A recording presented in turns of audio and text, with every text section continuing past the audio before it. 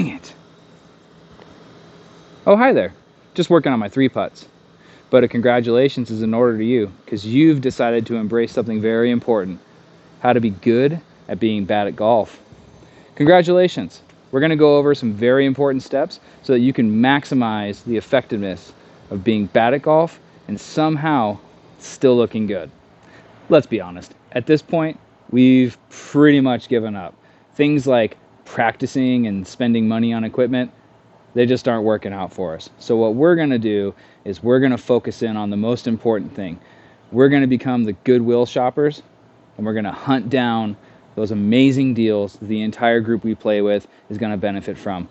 Nobody cares that you're about to fire off the best 115 shot round when you're the one that found them a deal for 30% off. So I want you to think about that and embrace that. Job 1, you are the finder of the deals for the group. Happy hunting. Perfect. We've got the round booked. Everybody's excited. Job 1 is done. Now we're on to step 2. Very important. I like to call this the pre-game phase. It is clutch that you nail this phase. There's only a couple things that you really need to focus on. You got to make sure that people basically want to invite you back. You did that well by saving them some money in the very bit. Now we're time to think about is how are we going to make the round enjoyable? Couple important things.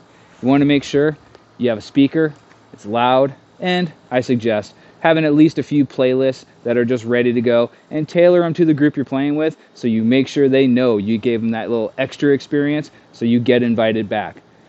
Second piece, the pre-game parking lot phase, and I like to call it maintenance on the course. You just got to make sure you have beverages planned. It's kind of like soccer for kids with orange slices, just slightly different. They're a little spicier. So just make sure that you're good and loaded up. Everyone should have a good time. Step 3 is dress code. Some people prefer to let their golf game do the talking for them. Not you. You're going to let your swagger show up with you from the parking lot and leave them all guessing. Step number 4, very important, is pace of play.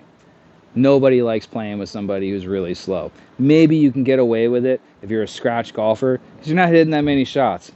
But that hasn't been the case for us in an awful long time, basically ever. So some really key points. You don't need to line your putts up. You're missing them anyways. We all know we just 4-putted the last 2 greens. Walk up, hit the putt, everyone's going to appreciate it. When you hit that ball out of bounds, there's no such thing as you having to hit a provisional. Everybody knows you're not going to find the second one anyways. Just get in the cart, go to where you feel like it was, you throw that ball in the fairway, you're good to go. Most key point, don't make life painful. You're going to lose the balls. You're going to hit them out of bounds. That's why you're switching to top flights. You don't even have to care. Golf's already expensive. Plus, you got to pay for all the pre-gaming. Those shots of fireball are pretty dang expensive. You're going to want to switch to top flights. Follow those. You'll keep the pace of play up. Your group will want to invite you back. If you followed my advice, I bet you're enjoying golf a lot more.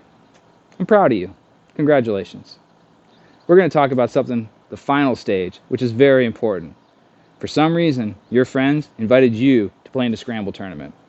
You don't know why, I don't know why, but I'm willing to bet it means that you're doing the first 4 steps I talked about, and it's working. Congratulations. There are only 2 important things that you need to be aware of that are your role in a scramble tournament. First and foremost, it's your job to tee off first.